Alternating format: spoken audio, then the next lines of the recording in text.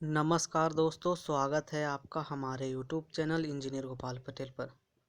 सो friends, आज हम लोग देखेंगे BARC work assistant stage 2 question paper. ठीक है, जो BARC work assistant advance paper हुआ था आप लोगों का 7 सितंबर 2021 को। तो एक दोस्त ने मुझे यहाँ पर टेलीग्राम में भेजा था क्वेश्चन, तो उन्होंने मुझे क्वेश्चन भेजा, तो आज हम लोग उसी का सोल्यूशन करेंगे। तो उन्होंने क्वेश्चन भेजा है बट पूरा क्वेश्चन नहीं है, तो मैं उसको पीडीएफ बना के यहाँ पर लाया हूँ और आप लोग को इसका सॉल्यूशन कराऊंगा। क्योंकि आप लोगों को पता होना चाहिए फ्रेंड्स कि बार्क वर्क असिस्टेंट का एग्ज़ाम सिलेबस जस्ट सेम है एनएफसी वर्क असिस्टेंट की तरह। ठीक है, क्योंकि उसमें भी 50 क्वेश्चन पूछे गए थे। 15 क्वेश्चन मैथमेटिक्स के, 15 क्वेश्चन साइंस के, 10 क्वेश्चन जनरल अवेयरनेस के, 10 क्वेश्चन बेसिक इंग्लिश के। तो आप लोग वीडियो पूरा देखिए। और फ्रेंड्स, अगर आप लोगों के पास बार्क वर्क असिस्टेंट स्टेज 2 का एडवांस पेपर है, ठीक है, तो आप लोग मेरे टेलीग्राम चैनल का आप लोग मेरे ईमेल आईडी पर भेज सकते हैं। ठीक है, ईमेल आईडी मेरा है patel280698@gmail.com। ठीक है, इस पर आप लोग ज़रूर भेजिए दोस्तों, ताकि मैं आगे आने वाले स्टूडेंट की कुछ मदद कर सकूं। जैसे आप लोगों का अभी एनएफसी वर्क असिस्टेंट स्टेज 2 होगा, फिर आप लोगों का आईजीसीआर का होगा वर्क असिस्टेंट, आईजीसीआर में फिर कैंटीन अटेंडेंट है, सभी का सिलेबस सेम है। तो मैं आप लोगों से रिक्वेस्ट करता हूँ, अगर किसी के पास उपलब्ध है तो आप लोग ज़रूर क्वेश्चन भेजें। तो आइए हम लोग बिना देर के पहला क्वेश्चन सॉल्व करते हैं। यह क्वेश्चन नंबर 39 है। लोकसभा का अध्यक्ष निम्नलिखित में से किसे नियुक्त करता है? तो लोकसभा अध्यक्ष किसे नियुक्त करते हैं? तो यह नियुक्त करते हैं एंग्लो इंडियन के दो समुदाय। ठीक है, ये वेरी इंपॉर्टेंट क्वेश्चन है दोस्तों, क्योंकि पता होगा कि लोकसभा में एंग्लो इंडियन के 2 लोगों को अध्यक्ष करते हैं नियुक्त, और राज्यसभा में 12 लोगों को। ध्यान रखना है, लोकसभा के अध्यक्ष है जो 2 एंग्लो इंडियन को लोकसभा में नामित करते हैं। और आप लोग को पता होगा कि लोकसभा में कुल कितना है सदस्य की संख्या? तो कुल सदस्यों की संख्या हो गई है 550। पहले था 552, ध्यान रखना है, पहले था 552, और इस बार से 2 जो एंग्लो इंडियन थे उसको हटा दिया गया है। वेरी इंपॉर्टेंट है। नेक्स्ट देखते हैं हम लोग। 1940 में व्यक्तिगत सत्याग्रह आरंभ करने वाले पहले सत्याग्रही के रूप में किसे चुना गया था? तो यह चुना गया था विनोबा भावे को। ध्यान रखना, आचार्य विनोबा भावे को। और जो इंग्लिश में स्टूडेंट देखना चाहते हैं तो यहाँ पर इंग्लिश भी लिखा हुआ है, आप लोग अपना इंग्लिश में भी देखते जाइएगा। और वीडियो अंत तक देखिए फ्रेंड्स। आप लोग को वीडियो अच्छा लगे, मेरा प्रयास अच्छा लगे, तो वीडियो को ज़रूर लाइक कीजिए। चैनल पर नए हैं तो चैनल को सब्सक्राइब कर लें, ताकि आप लोग को इससे रिलेटेड और किसी भी एग्जाम से रिलेटेड और वैकेंसी रिलेटेड आप लोग को तुरंत जानकारी मिल सके। तो इसका आंसर हो गया आचार्य विनोबा भावे। और आचार्य विनोबा भावे को रैमन मैग्सेसे, ध्यान रखना है, रैमन मैग्सेसे पुरस्कार, ठीक है, रैमन मैग्सेसे पुरस्कार, जिसे एशिया का नोबेल पुरस्कार कहते हैं, यह प्रथम विजेता है। आपसे पूछा जा सकता है कि रैमन मैग्सेसे पुरस्कार के प्रथम विजेता है आचार्य विनोबा भावे। नेक्स्ट क्वेश्चन देखते हैं हम लोग। गिर राष्ट्रीय उद्यान कहाँ है? तो आप लोगों को पता हो गिर राष्ट्रीय उद्यान है गुजरात में, और यह एशियाई शेर के लिए प्रसिद्ध है। ठीक है, एशियाई शेर के लिए प्रसिद्ध है, वेरी इंपॉर्टेंट। और बिहार में कौन सा है? बिहार में है वाल्मीकि टाइगर रिजर्व। तो फ्रेंड्स, इसके साथ जो भी एक्स्ट्रा फैक्ट बनेगा मैं आप लोग को बताते चलूँगा। ठीक है, बिहार में वाल्मीकि टाइगर रिजर्व। पश्चिम बंगाल में कौन सा है? पश्चिम बंगाल में बक्सा या फिर बुक्सा टाइगर रिजर्व है। और सुंदरबन डेल्टा पश्चिम बंगाल में ही है, जो कि विश्व का सबसे बड़ा डेल्टा है, सुंदरबन डेल्टा। और यहाँ पर मैग्रोव वन पाया जाता है। नेक्स्ट क्वेश्चन देखते हैं हम लोग। और आप लोग को ध्यान रखना है, इलाहाबाद प्रयाग, इलाहाबाद का नया नाम क्या हो गया? प्रयागराज, प्रयागराज। ठीक है, और इलाहाबाद की संधि कब हुई थी? तो इलाहाबाद की संधि 1765 ईस्वी में हुई थी। नेक्स्ट क्वेश्चन देखते हैं हम लोग। निम्नलिखित में से कौन सा कंप्यूटर सबसे तेज, सबसे बड़ा और सबसे महंगा कंप्यूटर है? तो इसका सही आंसर हो गया सुपर कंप्यूटर। ठीक है, क्योंकि सुपर कंप्यूटर जो कि बहुत बड़ा होता है, एक आप लोग को अगर मान के चलिए तो सुपर कंप्यूटर एक तरह समझिए एक हॉल के बराबर बड़ा, बहुत बड़ा बनाया जाता है। और यह सबसे तेज भी होता है और सबसे महंगा भी होता है। ठीक है, और भारत का भी सबसे तेज सुपर कंप्यूटर कौन सा है? तो परम सिद्धि। ध्यान रखना है, भारत का भी वर्तमान में सबसे तेज सुपर कंप्यूटर है परम सिद्धि, जिसे वर्ल्ड में 63वां स्थान मिला है। ठीक है, और वहीं अगर आपसे पूछे कि सबसे लेटेस्ट कौन है भारत का सुपर कंप्यूटर, तो यह परम प्रवेगा। ठीक है, परम प्रवेगा। और वहीं अगर आपसे पूछे कि भारत का प्रथम सुपर कंप्यूटर, ठीक है, भारत का प्रथम सुपर कंप्यूटर कौन था? तो भारत का प्रथम सुपर कंप्यूटर परम 8000, ध्यान रखना है आप लोगों को। और यह किसने बनाया था, तो यह सीडेक कंपनी, सीडेक कंपनी है जो सुपर कंप्यूटर बनाती है। और यह इसका मुख्यालय कहाँ है, पुणे में, सीडेक पुणे में है, ठीक है। और यह इसकी स्थापना 1991 हुई थी। और जो परम 8000 सुपर कंप्यूटर है, इसके निर्माता कौन थे, तो पी भटकर, ठीक है, पी भटकर। आप लोगों से पूछा जा सकता है कि भारत में सुपर कंप्यूटर का जनक किसे कहा जाता है, तो पी भटकर को भारत में सुपर कंप्यूटर का जनक कहा जाता है।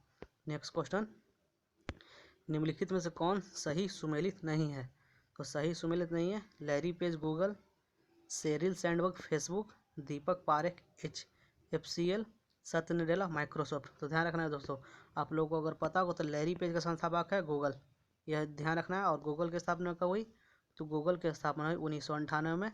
और गूगल के वर्तमान CEO कौन है, तो गूगल के वर्तमान CEO हैं सुंदर पिचई, ठीक है। और शेरिल सैंडबर्ग, यह गलत है, क्योंकि फेसबुक के संस्थापक कौन है, फेसबुक के संस्थापक है मार्क जुगरबर्ग, ठीक है।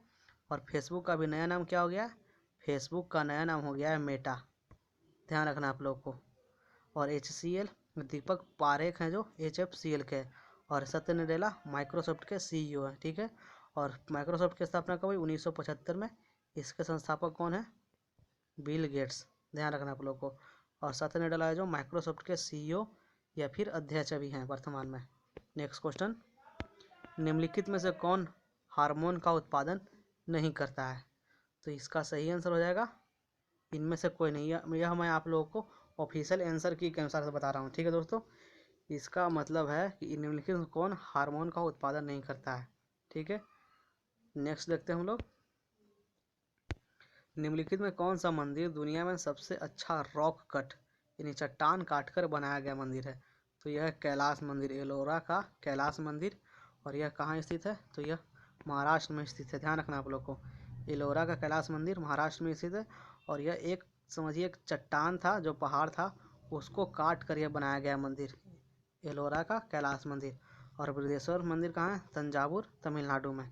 लिंगराज मंदिर भुवनेश्वर, ठीक है। और यह लिंगराज मंदिर का निर्माण किसने कराया, तो लिंगराज मंदिर का निर्माण ययाति केसरी ने करवाया है, ठीक है। कंदरिया महादेव मंदिर खजुराहो, और खजुराहो कहाँ है, मध्य प्रदेश में, ठीक है। आपसे पूछा जा सकता है कि खजुराहो मंदिर कहाँ स्थित है, तो मध्य प्रदेश में स्थित है। नेक्स्ट देखते हैं हम लोग, समानांतर अर्थव्यवस्था का अस्तित्व निम्नलिखित में से किस अस्तित्व को संदर्भित करता है, तो समानांतर अर्थव्यवस्था यानी पैरेलल इकोनॉमी का अर्थ होता है काला धन, ब्लैक मनी, सिंपल, ध्यान रखना आप लोग को। नेक्स्ट देखते हैं हम लोग फ्रेंड्स, और आप लोग को वीडियो अच्छा लग रहा है फ्रेंड्स, तो आप लोग वीडियो जरूर लाइक कीजिए और इसे ज़्यादा से ज़्यादा शेयर कीजिए, क्योंकि यह आपके NFC work assistant stage 2 exam के लिए तो इम्पोर्टेंट है ही है।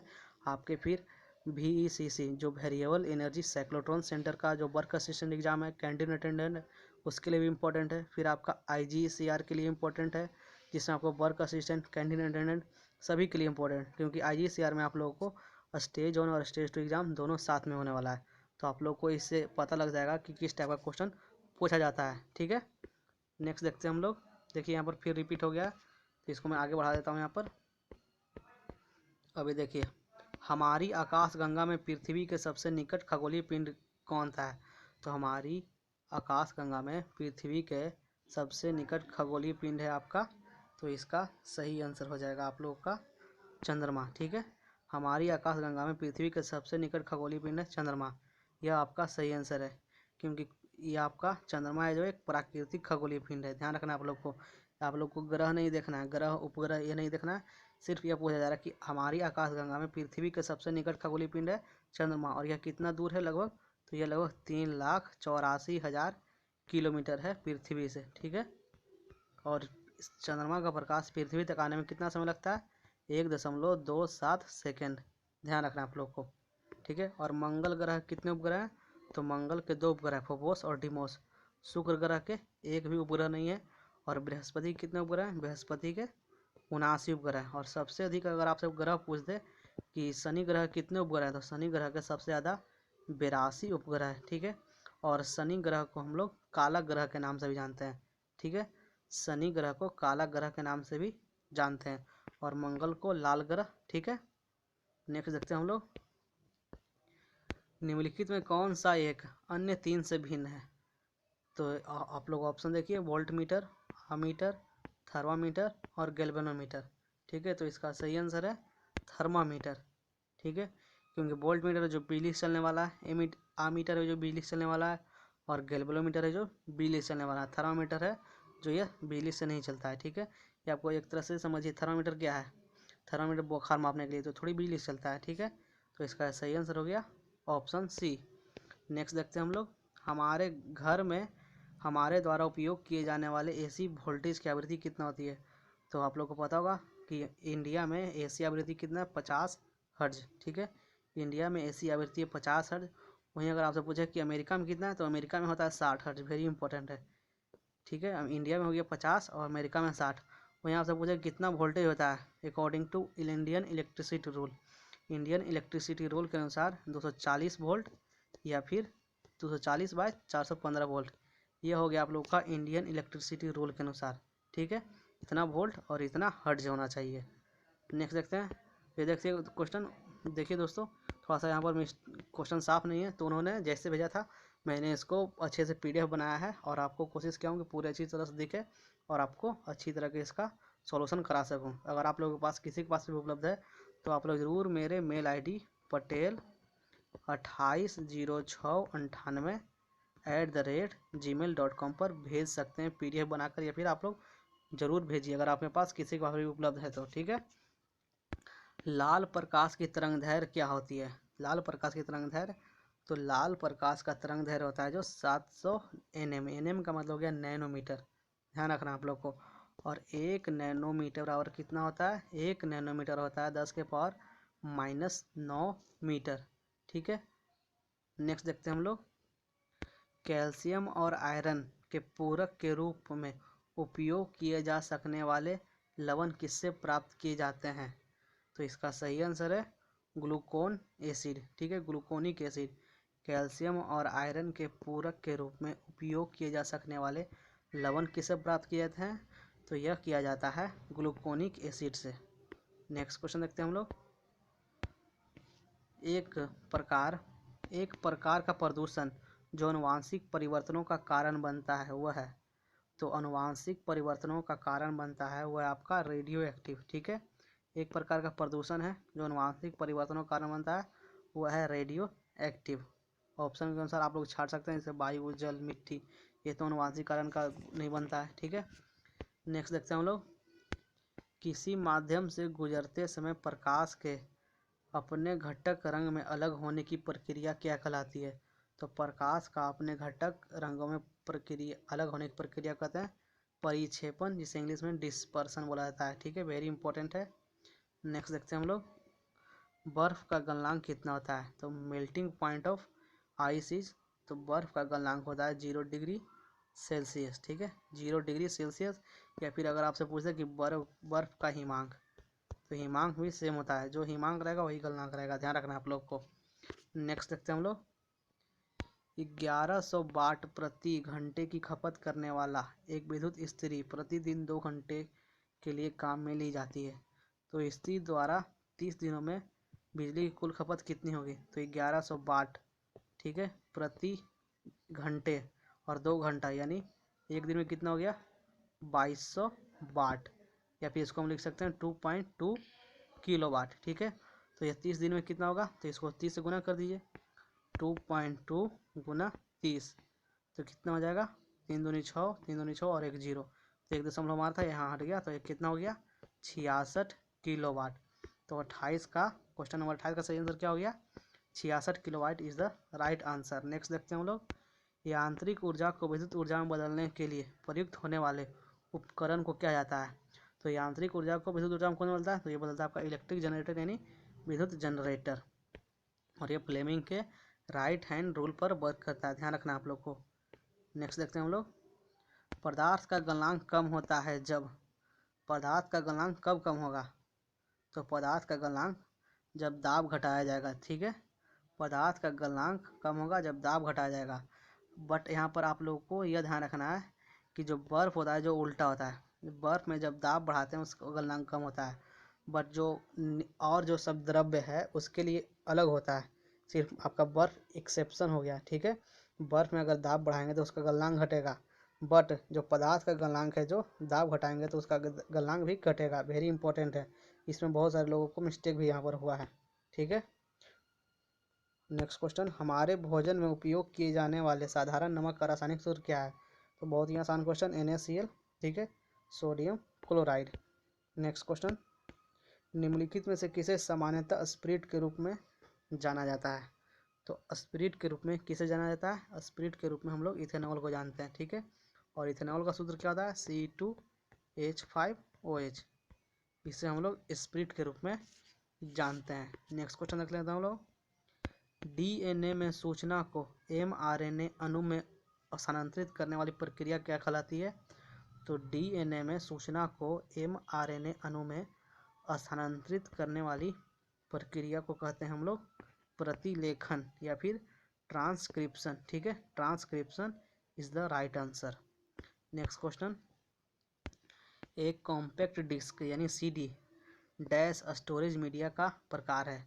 तो कैसा प्रकार है यह? आप लोग को ऑप्शन ए विद्युत, ऑप्शन बी चुंबकीय, ऑप्शन सी ऑप्टिकल, या फिर ऑप्शन डी इनमें से कोई नहीं। तो इसका सही आंसर है ऑप्शन सी। ठीक है, कॉम्पैक्ट डिस्क है जो ऑप्टिकल स्टोरेज मीडिया का प्रकार है। नेक्स्ट क्वेश्चन देखते हैं हम लोग। देखिए यहाँ पर अब क्वेश्चन साफ नहीं है, उन्होंने यहाँ पर मिस्टेक कर दिया था भेजने में, इसलिए फ़ोटो साफ नहीं आया है। ठीक है, और हम लोग देख लेते हैं यहाँ पर। अब क्वेश्चन साफ नहीं दोस्तों। और एक लास्ट क्वेश्चन है, मेंडलीफ के आवर्त के नियम के अनुसार तत्वों के गुण निम्नलिखित में किसके आवर्त फलन होते हैं? तो मेंडलीफ के अनुसार परमाणु द्रव्यमान के आवर्ती फलन होते हैं। ये देखिए इतने ही क्वेश्चन था। तो फ्रेंड्स, इसलिए मैं कह रहा हूँ कि अगर आप लोग के पास किसी के पास क्वेश्चन उपलब्ध है तो आप लोग सीरियली ढंग से अच्छी तरीके से फ़ोटो खींचिए शुरू से एकदम, ताकि ऊपर भी लोग कन्फर्म हो सके कि हाँ यह बार्क स्टेज 2 में क्वेश्चन आया था। क्योंकि मैंने यह क्वेश्चन कराया तो किन्हीं को लगेगा कि नहीं सर आपने नहीं देखा है कि ऊपर बार्क लिखा हुआ है। तो मैं इसलिए बोल रहा हूँ कि आप लोग किसी के पास भी उपलब्ध है तो आप ऊपर से एकदम जो जैसा पेपर मिला था आपको शुरू से ऊपर से वैसे ही खींचिए। और मेरे मेल ID मैं एक बार फिर बताना चाहूँगा, पटेल 280698@gmail.com। इस पर आप लोग याद से भेज दीजिए अगर किसी के पास भी उपलब्ध है। ठीक है, तो आप लोग को मेरा वीडियो कैसा लगा, मेरा प्रयास कैसा लगा फ्रेंड्स? तो आप लोग ज़रूर लाइक कर सकते हैं अच्छा लगा हो, और चैनल पर नए हैं तो चैनल को ज़रूर सब्सक्राइब करें और ज़्यादा से ज़्यादा इस वीडियो को शेयर करें। मिलते हैं हम लोग इस वीडियो में। Thank you friends.